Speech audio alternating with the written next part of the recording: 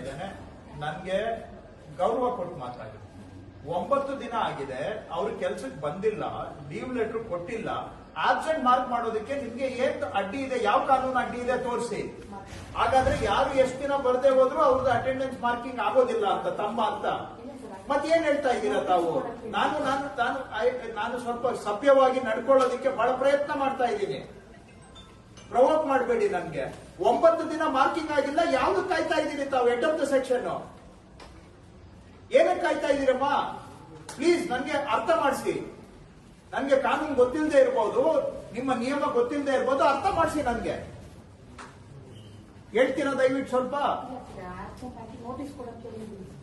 Absent ಯಾಕೆ ಮಾಡಿಲ್ಲ ಅಂತ ಅಷ್ಟೇ ಕೇಳ್ತಾ ಇದ್ದೀನಿ ನಾನು.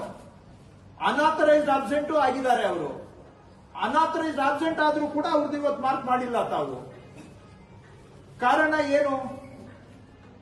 ಯಾರು ಹೇಳೋರು ಕೇಳೋರು ಯಾರು ಇಲ್ಲ ತಮ್ಗೆ. ಬೇಕಾದ್ರೆ ಕಚೇರಿಗೆ ಬರಬಹುದು, ಬೇಡದೇ ಇದ್ರೆ ಅವ್ರ ಮನೆಯಲ್ಲಿ ಇರಬಹುದು, ಅಥವಾ ಎಲ್ಲಿಗೆ ಹೋದ್ರು ಹೊರದೇಶಕ್ಕೆ ಹೋಗಿದ್ರು ಕೂಡ ಇಲ್ಲಿ ಏನು ಹೇಳೋರು ಕೇಳೋರು ಇಲ್ಲ.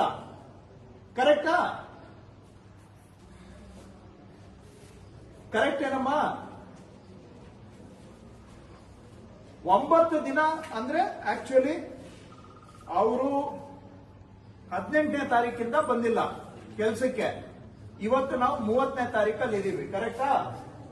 18ರಿಂದ 30 ಅಂದ್ರೆ 12 ದಿನದಿಂದ ಅವರು ನಿಮ್ಗೆ ಬರೋದಿಲ್ಲ ಅಂತ ಹೇಳೂ ಇಲ್ಲ, ಪತ್ರನೂ ಕಳಿಸಿಲ್ಲ, ಕಮ್ಯುನಿಕೇಶನ್ ಇಲ್ಲ.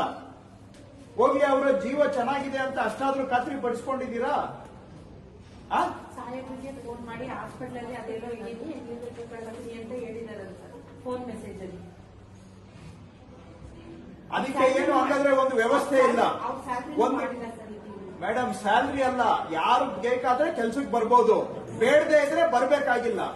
ಅದಕ್ಕೇನ್ ವ್ಯವಸ್ಥೆ ಇಲ್ಲ. ಹೇಳೋರು ಕೇಳೋರು ಯಾರು ಇಲ್ಲ.